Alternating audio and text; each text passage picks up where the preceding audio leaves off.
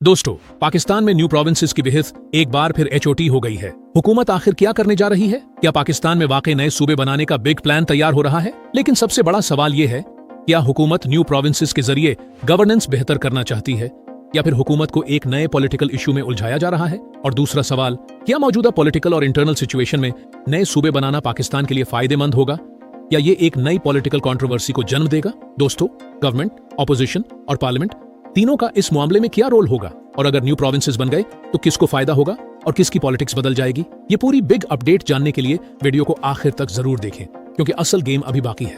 अस्सलाम वालेकुम दोस्तों, पाकिस्तान में नए सूबों का मामला कोई नया मौजू नहीं है, लेकिन अगस्त 2026 में एक बार फिर इस बहस ने खासी अहमियत हासिल कर ली है।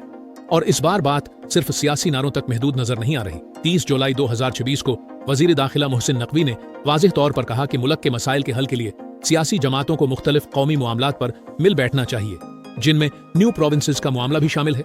उन्होंने एडमिनिस्ट्रेटिव यूनिट्स या प्रोविंसेस के मामले को आवाम के सामने ले जाने की बात भी की। अब यहाँ से असल सवाल शुरू होता है, क्या ये सिर्फ एक सियासी स्टेटमेंट है या फिर ये आने वाले दिनों में किसी बड़े कॉन्स्टिट्यूशनल डिस्कशन का आगाज बन सकता है? ये फर्क समझना बहुत जरूरी है, क्योंकि पाकिस्तान में सूबा बनाना कोई मामूली एडमिनिस्ट्रेटिव नोटिफिकेशन नहीं है। ये एक कॉन्स्टिट्यूशनल मीटर है, यानी अगर वाकई मौजूदा सूबाई बाउंड्रीज तब्दील करनी हो, नया सूबा बनाना हो या किसी सूबे को तकसीम करना हो, तो उसके लिए आईनी तरीकाकार, सियासी इत्तेफाक़ राय और मुताल्लिका सूबाई सतह पर भी अहम मराहिल दरकार होते हैं।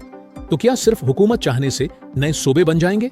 नहीं, यहाँ पार्लियामेंट का किरदार इंतहाई अहम हो जाता है। पाकिस्तान का पार्लिमानी निज़ाम मुख्तलिफ सियासी जमायतों की नुमाइंदगी पर कायम है और नेशनल असेंबली और सेनेट कानून साजी और आईनी मामलात में बुनियादी किरदार अदा करते हैं। क्योंकि अगर हुकूमत ने जल्दबाजी की तो ऑपोजिशन इसे पॉलिटिकल एजेंडा करार दे सकती है, और अगर ऑपोजिशन ने सिर्फ मुखालिफत की तो सपोर्टर्स ये कह सकते हैं कि वो एडमिनिस्ट्रेटिव रिफॉर्म्स रोक रहे हैं। यानी दोनों तरफ पॉलिटिकल रिस्क मौजूद है। अब सवाल ये है, क्या हुकूमत वाकई इस वक्त नए सूबे बनाने जा रही है?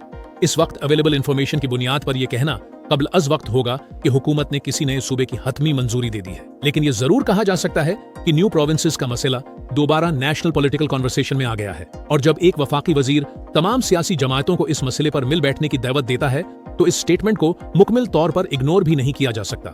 अब अगला मरहला क्या हो सकता है?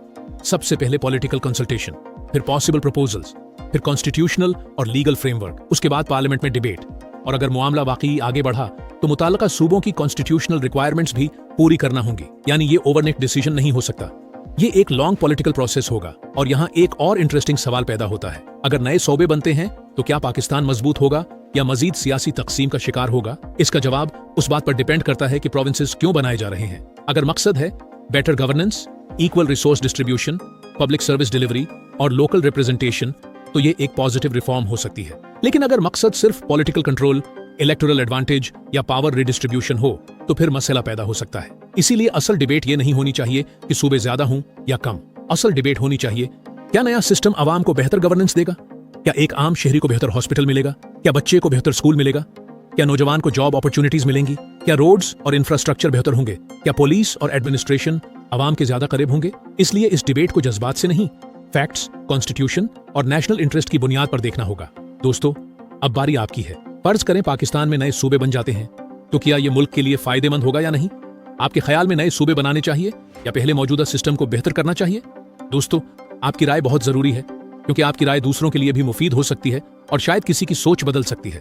अपनी राय कमेंट सेक्शन में जरूर दें। अगर वीडियो अच्छी लगी है तो वीडियो को लाइक करें, चैनल को सब्सक्राइब करें और बेल आइकॉन को जरूर दबाएं, ताकि ऐसी ही मजीद अहम और टाइमली अपडेट्स आप तक बर वक्त पहुंचती रहे। वीडियो देखने का बहुत बहुत शुक्रिया।